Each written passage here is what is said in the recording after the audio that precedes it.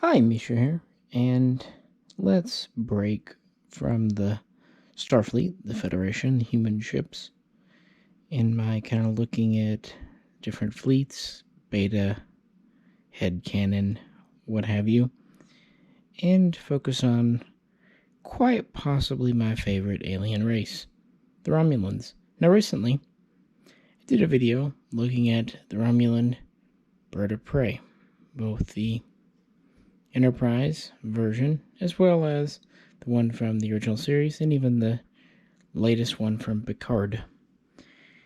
But now let's look at the various warbirds and support craft. Now, we don't have a lot to really sink our teeth into. Of course, the Dideridex is the standard.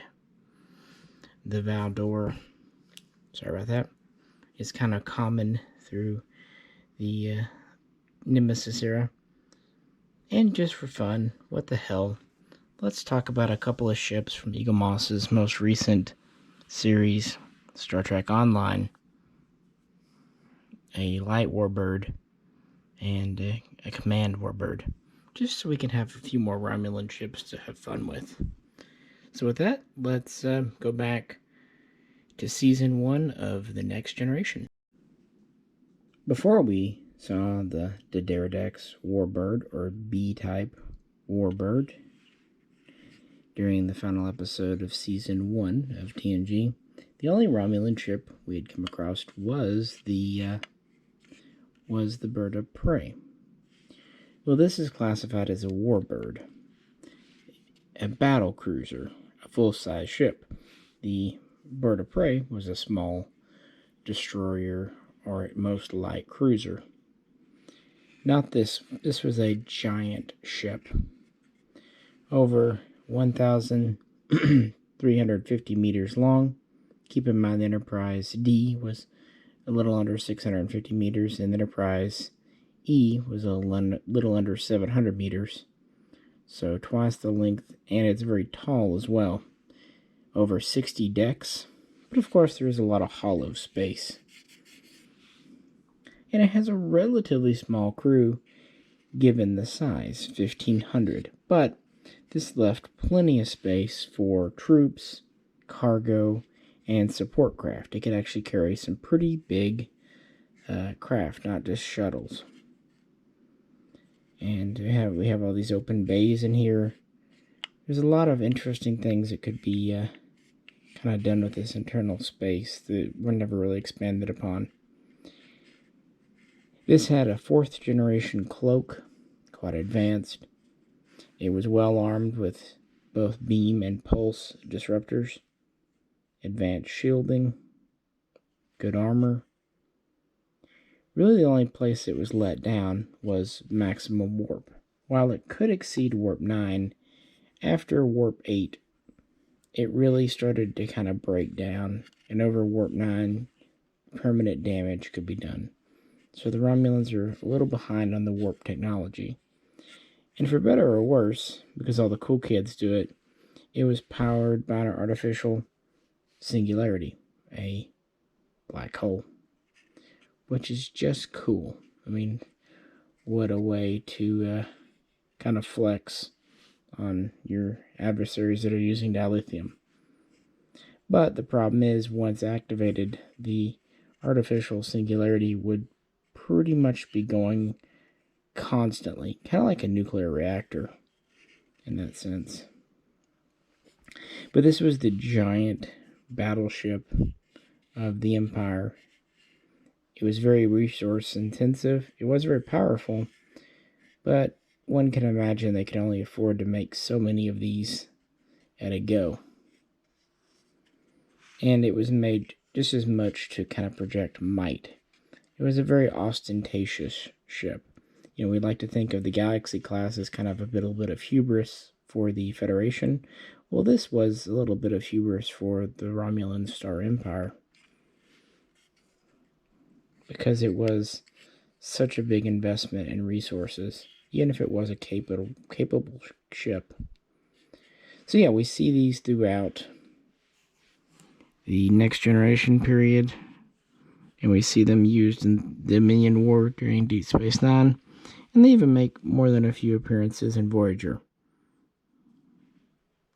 They were first introduced around 2360 and were considered cutting edge throughout that decade and well into the next. And again, this was one of the largest kind of custom one-off ships we see in the Star Trek universe. The model here from Eagle Moss is an earlier one, but it is one of their best. It has a lot of metal. Top, head is metal, bottom part, plastic. And they do have an XL version, which I have shown in past videos. But even in the standard series, it's a pretty good size. One thing I will point out, that the original version, the stand was a little different. This has these two extensions on the bottom. These were originally not here. Originally it just had the clip in the back. Well, they extended it out for a very good reason, just for stability. And the newer version here sits on its stand very nicely. Our next ship, and the next one we see in the Next Generation, nextly, was the Romulan scout ship, or survey craft, or patrol craft, informally known as the Lenora class, or the Talon class. We first hear about one of these crash landing on Golden Core and being destroyed. Its name was Pi, had a crew of 2. And then we see one complete when Admiral Jirac defected in 2366. And this was actually introduced after the Dideridex warbird. In my headcanon, and I think it actually fits quite well, this was a late 24th century successor to the Romulan bird of prey, because it's about that size. While some sources claim it is as small as 24 meters, most sources put it at between 89 and 98 meters long. And most everywhere agree that it's at least 2 decks, which if you're going to have 2 decks here, yeah, it's going to need to be a little more than 24 meters. It has a standard crew of 2, although as we saw, it could be operated by 1 person. Although in different roles, the crew could be 6 or even up to 15. Plus, it could carry a larger number of troops. And this was designed and constructed and first put into service in 2362. It was in widespread service by 2364-2365. And this was to be a smaller craft. It can operate pretty long range independently. It's capable of reaching at least warp 9 and cruising at least warp 6. In fact, that's kind of one of its advancements. It had a new generation of compact, high-efficiency warp drive. I don't know if it used more of a traditional warp core or the singularity. It had 2 disruptors and 1 plasma torpedo bank. So it was armed, shielded.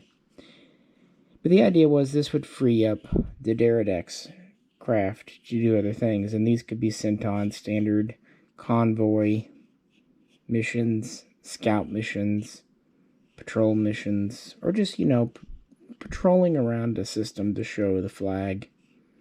And it was considered reasonably capable enough to handle light needs. But we really don't get to see much time with this ship. It's only in the episode briefly. And as far as I can remember, that's the only episode of the show that it's actually in, which is weird. They went to the trouble of building a model and really only using it, as we see it here, once.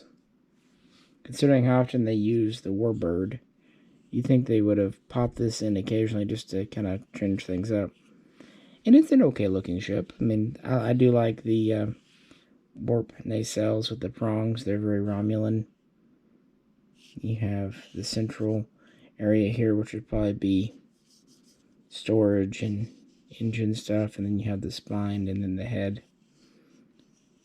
It's a neat enough design. I don't think it really bowls anyone over, but it adds the Romulan fleet. And in kind of beta cannon. These were used extensively as kind of destroyers or even fighter type craft during the Dominion War, and were said to have been mass produced just to give the Dideridex a little small companion. And even though it's, upwards of 100 meters long, because the Dideridex is so large, it could actually carry a couple of these on board, or perhaps docked in its internal cavern. But on the other hand, it could be totally independently operated. As far as the Eagle Moss here, pretty standard. It's a good size. It's a little bit lighter than you might think. It still has a decent amount of metal, but for whatever reason, it feels a little lighter than I thought it would. But that's okay. It does have the green plastic bits in the engines.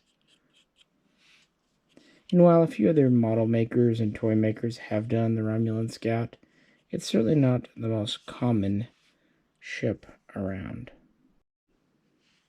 Next up, we have a closely related ship, the Romulan Science Ship, or Observation Craft, Research Vessel.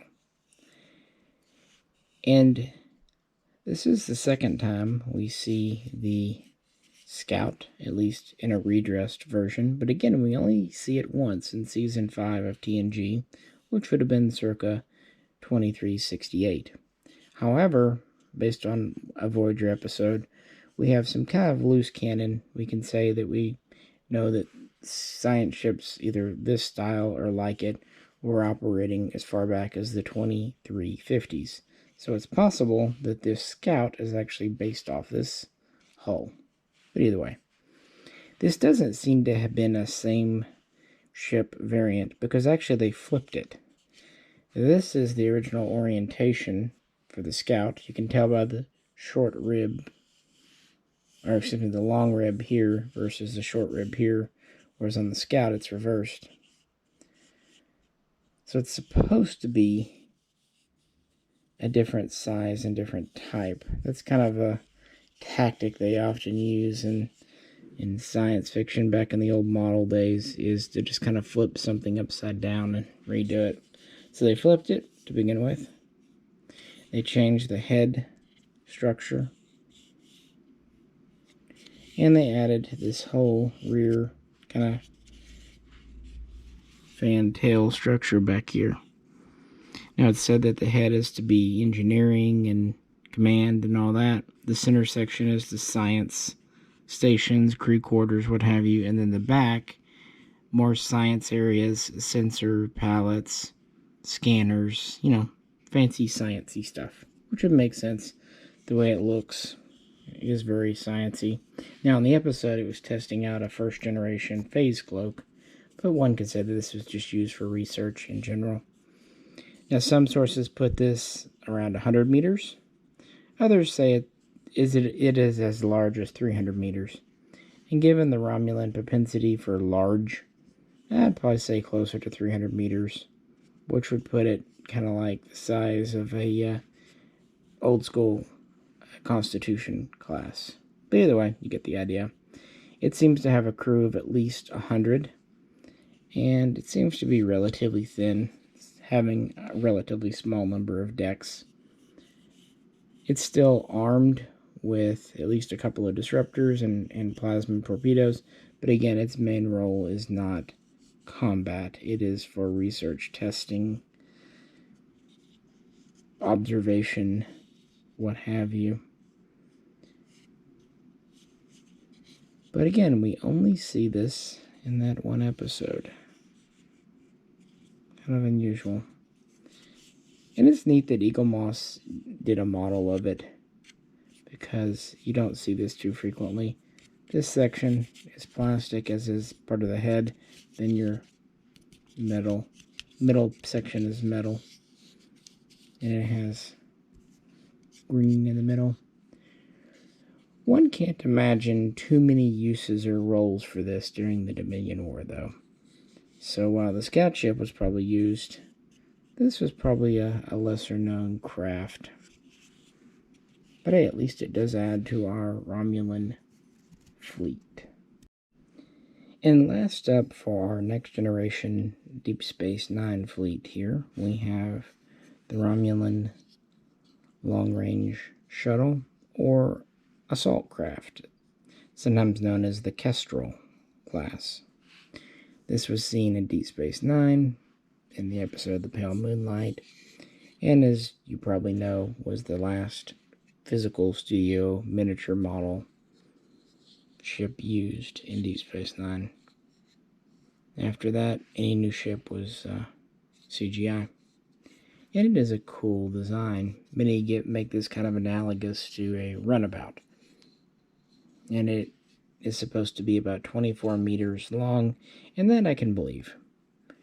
It seems to have a crew of about 6, including passengers, so a little more than a runabout, although it can hold more. It's also a little better armed.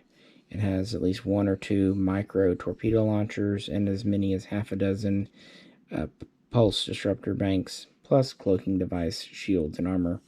Because while this was used as a long-range diplomatic courier, it was also used for assaults, troop delivery, probably delivered a lot of remnants during the war, and is more of a true fighter type craft. So less science oriented than a runabout and more military, and again used for long range, because we see one visiting Deep Space Nine, presumably from Romulus, and that is a true long distance. And it's a really, to my mind, neat design. More curvy and angular. This would have been the standard shuttle on a lot of Romulan ships, what have you. It's really a shame we didn't see it more in the show, but it appears in a lot of non-canon media and Star Trek Online and what have you. So even though it was briefly seen, this seems to be kind of a reoccurring thing with Romulan ships. They come up with pretty neat designs, but then they don't really utilize them much, kind of defaulting back to the warbird. But it fits in well. By the way, these are also quite fast. They're capable of reaching warp 9.6, so a marked improvement over the older Scout. A little smaller, maybe not quite as long range, but faster and just, more useful and agile, perhaps. And that would seem to be kind of the trend. Romulans are finally starting to realize that they don't have to build so grandiose and big in order to be effective. And yeah, with this, we're kind of getting out of the next generation Voyager Deep Space Nine era, and we'll get into the 2370s and beyond. This could be one of those love it or hate it craft, but the Valdore warbird has always kind of been one that intrigued me. And it was not until the Seagull Moss model that I really had an idea of what it looked like. I think people had described it to me before, but this was featured in Nemesis, so that was kind of long after we were getting a lot of miniatures and the Playmates toys and all that. And it was a CGI only, is the kind of spindly, delicate design would suggest. And I think most people agree that Eagle Moss did a great job with this. It's actually a very large wingspan.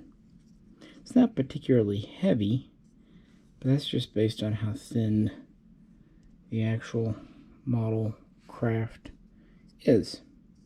It was great to see a new warbird after the D'Deridex. And it's a different direction, kind of giving some credence to the old notion that the Klingon bird of prey was originally a Romulan. It definitely harkens to that. That said, it does have these small wing structures here with the small double hull that's very compacted together. We have the beak section, and we have these pods under the wings that are either warp nacelles, weapons pods, or both.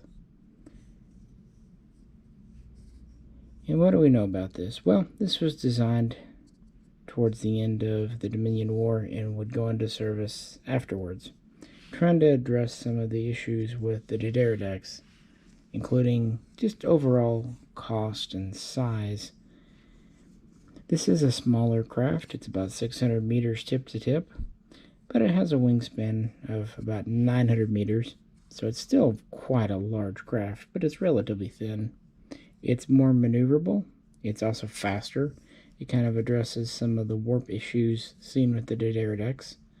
It's able to easily exceed warp 9 without any damage. It has multiple disruptor banks. It also has a forward-facing plasma torpedo launcher that can fire about 4 plasma bolts or torpedoes in one volley, so it's kind of a multiple launch, heavy hitting version. It has good strong shields. And yeah, just kind of is moving forward. It still has a pretty good sized crew, but not as much as the Pterodactyls by far, several hundred. Really don't know much about it because, again, in Canon, it's only in Nemesis. We see the green version and the brown version, and we don't really see much of the ship aside from the bridge itself. We do know that it has multiple shuttle bays, and that's about it. It would seem to be equivalent, more or less, to a sovereign ship. But in beta canon and like Star Trek Online, this is known as the Norexan class. But I like Valdore, named after the Romulan senator. And yeah, while it might be a little out of place, I think, I really like it. And this would seem to be the primary warbird of the Romulan fleet as we get into the 2380s. And it's a good in-between, but still very much a combat-oriented ship. And again, very huge wingspan. If also very thin. And now we come to the first new one here, and the first Star Trek Online ship, the Elal Light Warbird, as it's called, or battle cruiser. And this would have gone into service in the early 25th century. It would be a bit of a return. It's basically a cross between the Pterodactyls and the Valdore, or Norexan. And this was to be the replacement for the Pterodactyls, as it was a more well-rounded ship than the Valdore. Again, the Valdore type was kind of focused on offense and speed. This was more balanced. Still, it was faster, more maneuverable than the Pterodactyls, but at the same time, not quite as durable. But it was also far less resource intensive to build. It is about 780 meters long, so a little longer than the Valdore, and a little more than half of the Pterodactyls, but it's actually quite a bit thinner, but still with much more of a central section here and probably more of a practical layout. It has the additional pods or backup warp nacelles, whatever you'd like to call them, for weapons. It has both beam and pulse disruptors, as well as plasma torpedo banks. The usual layout. And yeah, this was just meant to be a modernized warbird. Yet again, it's faster. It carries multiple shuttles. And had a crew of roughly 900. And this was, my first kind of ship from the Star Trek Online. And it fits in very well. It's nice to get another Romulan ship. And I think it's a logical progression from pretty much everything we've seen before. The head kind of reminds me of what we saw on the shuttle, and A lot of the flatness and multiple pods are very much Valdore, but there's still definitely some old decks in here. I think in a lot of ways it's a more recognizably Romulan ship than the Valdore type. So they did a good job. I don't really know much about Star Trek Online because, well, this might come as a shock to you, but I don't game. I can't game, so there it is. But I wanted more in the Romulan fleet. And it's pretty weighty. The whole center section is metal. The wings, as they were, are the plastic. So center part's metal. And it's a good size. I've noticed that a lot of the online ship models are a little bit bigger than their standard collection counterparts, at least when it comes to the Federation ships. With the Romulan, they're kind of a little more in keeping with standard size. But yeah, this was the light warbird battlecruiser, and maybe we can call it the C-type, because it is certainly in that same family lineage. And for our final ship in the fleet, today we have the Vastam Command Warbird, or battleship. This is quite a large craft. It's about 975 meters. It is kind of doing the flat thing, like the Valdore, but because of its length, it's still pretty chunky, quite a bit of internal space.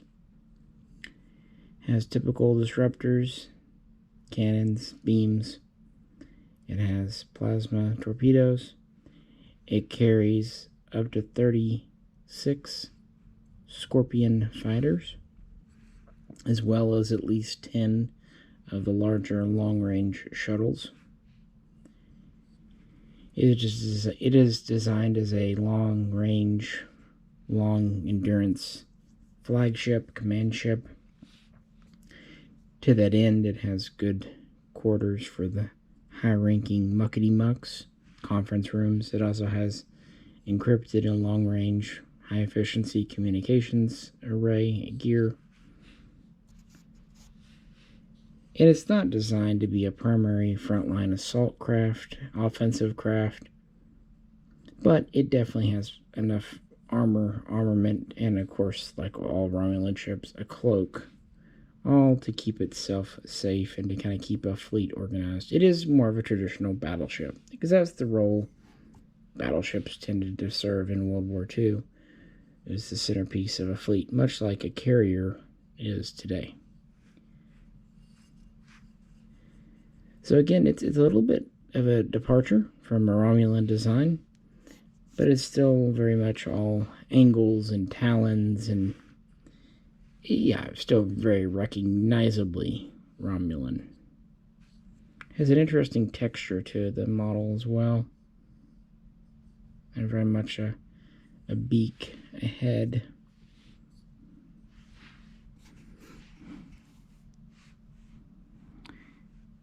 I like it, but I will be honest, of the two Star Trek Online, I actually like a little more the light warbird. Again, this isn't bad. It's actually a very neat model with the swooping wings and whatnot.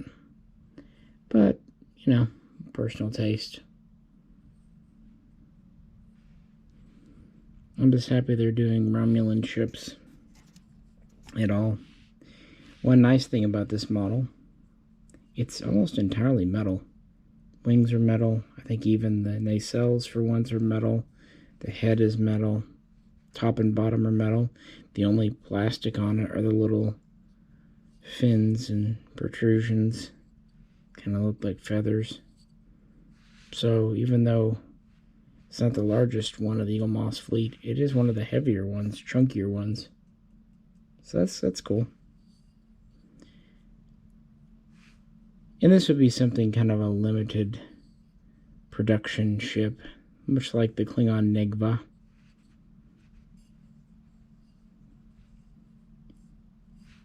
So they're not mass producing these, but I guess they decided they still needed a few big ships to fill some of the old roles of the decks. But the Valdore and the light warbird are still the primary ships of the fleet as we move from the 24th into the 25th century. So what do you think? So there we have the modern Romulan fleet from the late 24th up through the early 25th century.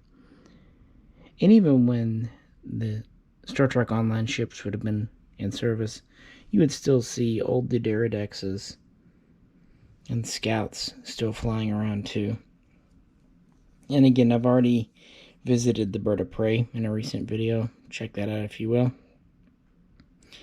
And once you put those together, that pretty much makes up the Romulan fleet that we've seen. And if you're wondering about the scimitar, well, technically that was a Remulan.